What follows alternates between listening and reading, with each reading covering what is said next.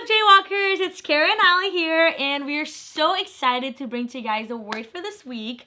It's something that God's been speaking to us a lot about, and I just can't wait to share it. Why don't you tell them? She's really going to expose us like that. So today's topic is going to be on jealousy, envy, and all of those good things. And like Carol said, I just feel like there's something really special about going through a season and speaking truth over yourself, but also being vulnerable. You know, our stories are powerful. So this is me and Carol coming before you saying, this is something we're going through right now and that God is speaking so much truth to us through. And if you're going through this too, we can walk through it together because, you know, when we face a crossroads of feeling like the enemy might be tempting us with feelings of jealousy and anger and bitterness, even if it's towards God, right? We come to the point where we're like, okay, I can either feed into my flesh and go down this road, or I can dive into what God's true word says and go down this road. So if you guys are here, we're going to be diving into what truth is and what life is and not feeding to our flesh. So let's kick them off, Carol. So I have this really awesome verse that I found. You guys can find in James 3, starts on 13. It says, if you're wise and understand God's ways, prove it by living an honorable life, doing God's work with a humility that comes from wisdom.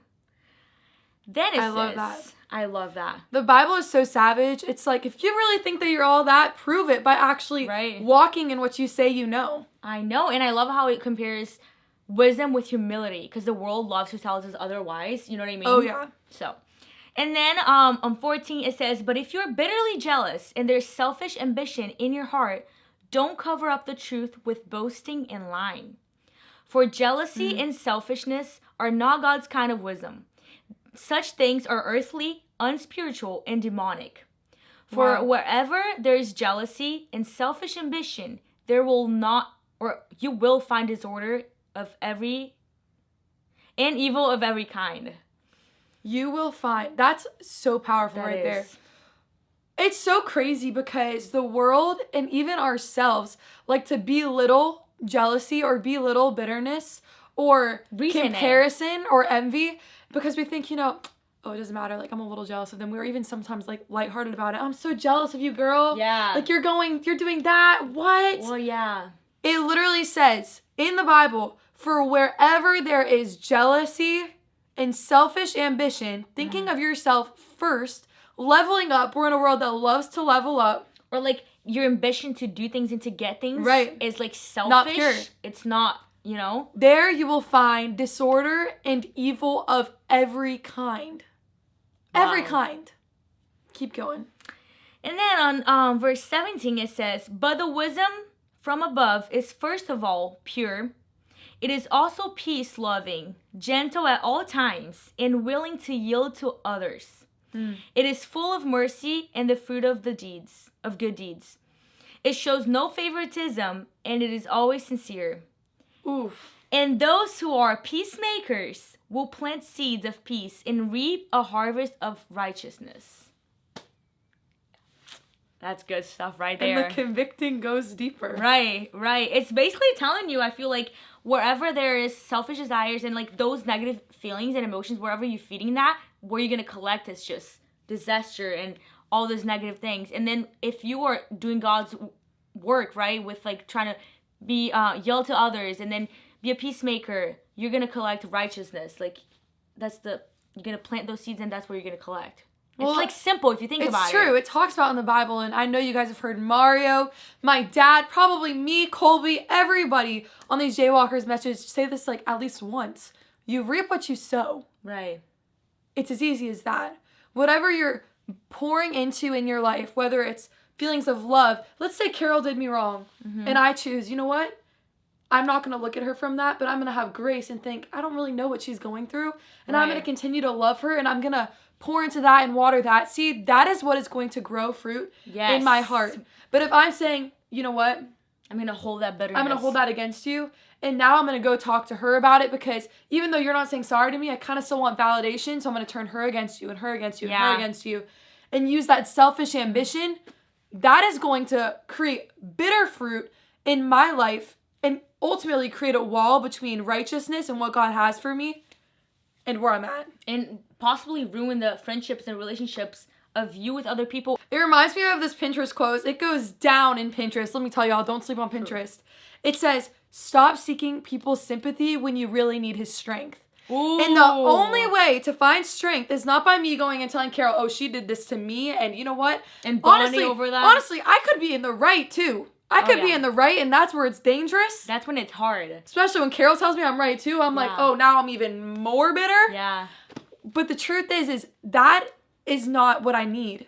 Strength is what I need. And this is where strength is found. And what I love about the Bible is that it gives us countless stories that we can literally model our lives after. And one of the ones we are going to be diving into today, and that I read and Carol read, and God smacked us across the face with, powerful, and said, you better be careful or this is going to be you. You decide which character to end up like at the end of this.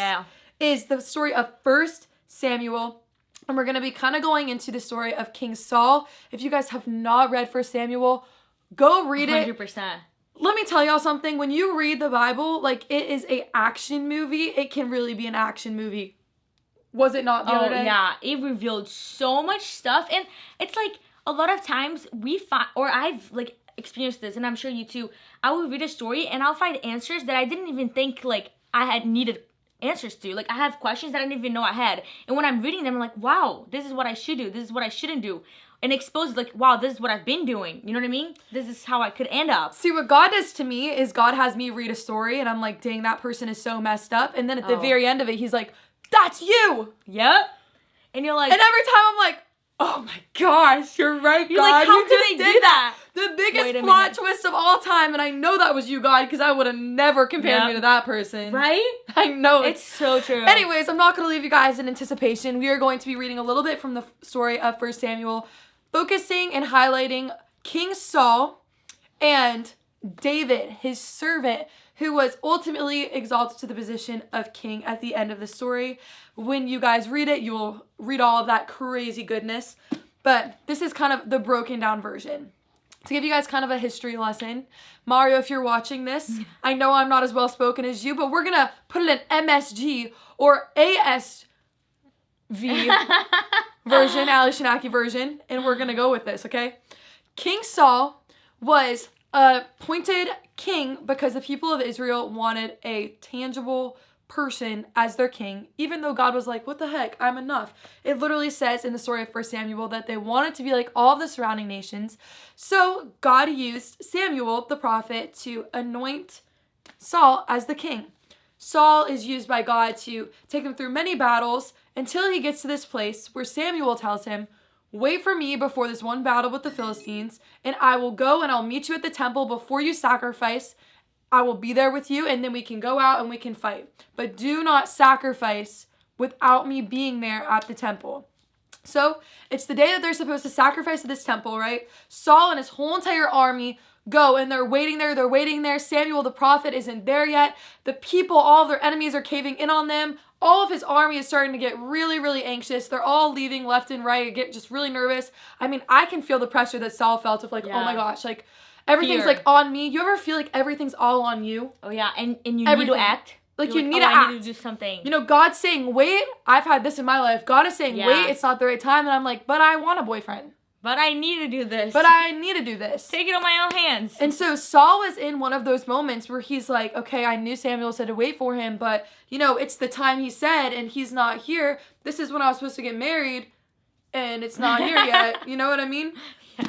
And so what happens is Saul caves under peer pressure, ends up sacrificing prematurely. Samuel shows up and is like, bro, what the heck have you done? This is not what God said to do. And ultimately tells Saul, because you have listened to the opinions of others and not waited until the appointed time I had for you, God would have done this with your kingdom over Israel. You would have reigned. Your descendants would have reigned. But now I'm going to rise somebody else to take your place with a heart just like God's heart. Wow. Which ultimately ends up being David, this servant, this shepherd boy that you guys can dig into and read about.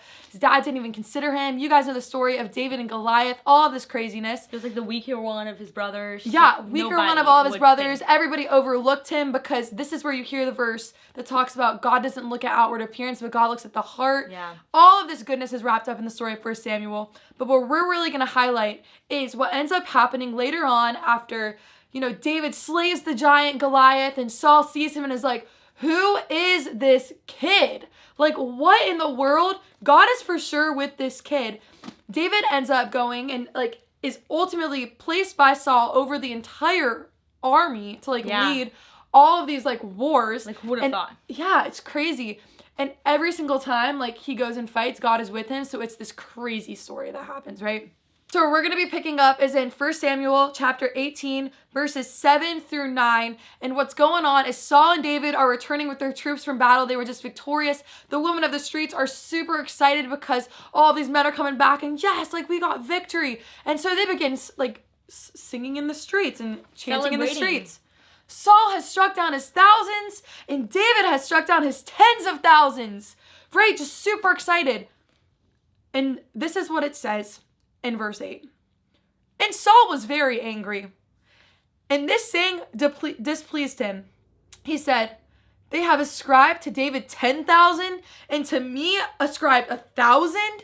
And what more could he have but the kingdom? Basically saying, oh my gosh, they're singing that he's slain the 10,000s, I've slain the thousands. They're going to give him my kingdom. And it says in verse 9, and Saul eyed David from that day on. From that day on, when he heard somebody else comparing him to David, and when he heard somebody else praising David, it struck his heart. He became jealous. And from that day on, he had a hateful eye towards David. Yeah. And I felt this before too. I know all of us have. Yeah, me too. I've heard somebody say something about someone and I'm like, dang, they didn't even deserve that. Yeah. Like, they're not even a good person. Are they not even looking at me? Like, I'm here trying, you know? Honestly, like, it's the worst when somebody's, like, fake and, like, they're fake, but nobody else does. And so, at first, it starts out as, you know what? Oh, that just annoyed me. It's a little seed. A little seed. You buy into it, right? And then later on, we see in the story of 1 Samuel that this seed of, I'm going to keep my eye on him, ultimately turned to King Saul trying to murder David multiple times. And every single time, because David was not focused on what Saul was doing or growing bitter or saying, you know what, you keep trying to kill me, so I'm not doing this for you. Or even God, it got to the point where God would multiple times when Saul was hunting down to kill his servant David and David was on the run, God would literally deliver King Saul into David's hands to kill, and King David still wouldn't. Because he was so loyal. Because he was so loyal, and he knew that Saul at one point was appointed by God, and so he didn't. He would cut off a piece of his cloak and say, King, stop chasing me. Why are you doing this? I could have killed you and I didn't. I'm not your competition. I'm your servant. I've been nothing but good to you. Right. And I will continue to do that. Saul would break down and say, I'm sorry, you're right. Like, I'm in the wrong. You're in the right. It's like the blinds were, like, uncovered off of his eyes, and then boom, something else would happen. He would fall back into the cycle of chasing down David to kill, repenting, chasing down David to kill, repenting, till the day that he died and committed suicide on his own sword.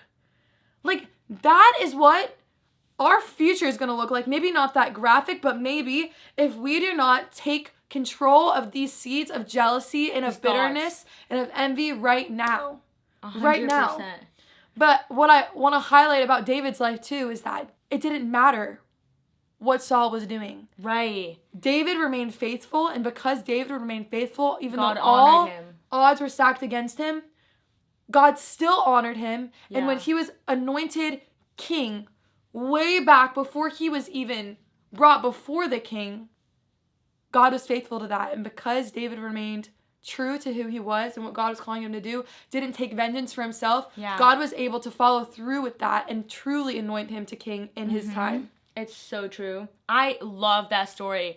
Oh my gosh. And honestly, like, even if you, like, look at both of them and just, like, put yourself in their situation, you can see how they both handled the situation so differently. Because it's, like, you can honestly easily think, like, if, like, what you mentioned before, David had all the reason, if you're going by reason, which was Saul was doing, had all the reason to be upset and be like, wait, I'm out here serving, I'm doing all of this for you, I'm not trying to take your place or nothing, and you're literally chasing me, trying to kill me, and he could have been bitter. He could True. have tried to, oh, I mean, now I'm gonna try to take your place. Now I'm gonna try to be there. People like me more anyways. Yeah. You know? But instead, he was focused on God and what God had for him. Whenever he was sent to a battle, he wasn't scared. He wasn't nothing. He was like, you know what? God is with me. He's gonna help me. He's gonna be there with me. He's gonna honor me. And because he was focused on God, everything that he did, God was blessing him. God was with him. You know what I mean? He was with him so much that when you guys go back and read 1 Samuel, because you guys need to, Yeah. if you think, I don't even know if you guys understood what I said, but I can promise you, if you guys read it, you're going to be like, what the freak? That's what she meant. It's absolutely crazy. But even to the point, God was with him so much that literally every single time that David would do anything, Saul would see God's hand upon him and he would get more afraid of him. Right. And it would make his jealousy more. Right. It was absolutely insane. Right. And that can be us. 100%. We choose who we are going to be in this story. And just to wrap it back around to Carol's verses, if you want to bring those back up again. Yeah. I believe when she was reading these that this chapter of James 3 verses 13 through 18 do such a great reflection of the two choices that we have. We can either be somebody that holds bitterness, somebody that is looking to gratify the desires of their flesh, somebody that's like following selfish ambition, just like Saul was, or we can be like David and be filled with wisdom that is pure, peaceful, loving, gentle at all times, willing to yield to others, even though you might be the most liked. Right. Because it's not about you. So you want to read those again for them real quick? 100%. If you're wise and understand God's ways, prove it by living an honorable life, doing God's work with the humility that comes from wisdom. That's good. But if you are bitterly jealous and there's selfish ambition in your heart, don't cover up the truth by boasting and lying. For jealousy and selfishness are not God's kind of wisdom. Such things are earthly, unspiritual, and demonic. For wherever there is jealousy and selfish ambition, there you will find disorder and evil of every kind. Literally, the fruits of those seeds. That is what happened in Saul's life. God had anointed him. He had appointed him as king. He was using him in huge ways. He delivered Israel through like multiple battles until he started caring about what everybody thought around him, prematurely sacrificed something, and became jealous. And he never thought that he probably never imagined he would be at that place that he was, trying to kill somebody that was there for him. No, you know? it's because sin is a little bit at a time. It starts like that. The enemy just wants a little bit of agreement and it pulls you in. It always leaves you wanting more. It pulls you in, brings you to places that you could never even and it grows. Have imagined, which is why it says you'll find disorder of every single kind. I mean, Saul was so desensitized to the point where he went and killed priests. Right. Like, trying to get what he wanted. He didn't even know what was going on. It was crazy. And go on with David. Yeah, so the last of verses says, but the wisdom from above is first of all pure. It is also peace-loving, gentle at all times, and willing to yield to others. I love that part. And then it says, it is full of mercy and the fruit of good deeds. It shows no favoritisms and is always sincere. And those who are peacemakers will plant seeds of peace and reap a harvest of righteousness. So good. That is so good. I think it speaks for itself. I know, and it hurt. It like touches my heart too, because I realized David was not a perfect person. It wasn't just like he had these magical powers to not care as much as we do. David did care as much as we do. He had the same ability to fall into comparison, to get envious, to become jealous, but because he was focused on God and his mission and knew that God was his provider, he wasn't worried about himself and what was going on, because he knew every good thing comes from above. And that's the same for our lives too. That's a promise that we can buy into. Jealousy is not a you problem. It's not a someone else problem. It is the condition of our own hearts that's the problem. And mistrust in who is our provision. So I'd encourage y'all. True. That is so true. It's true. Let's be a community, and I challenge y'all this week to go out and really be honest with yourself and to destroy your flesh and really put yourself in situations that train you to be more like Jesus, that train you to turn the other cheek, that train you to yield to others. because I know that's what I'm good. going to be doing. That is so good. We have 2 questions for y'all before we end this amazing video that you guys can be looking forward to and we discuss on Tuesday. Y'all need to join our Zoom, and here they are. In what situations in your life currently do you feel like jealousy or bitterness is or has taken place in your life? And in what ways can you stop it from growing and taking root now? So thank you so much for listening, guys. We love you guys so much, and we will see you on Tuesday at 6 p.m. with Jay Walkers to talk more.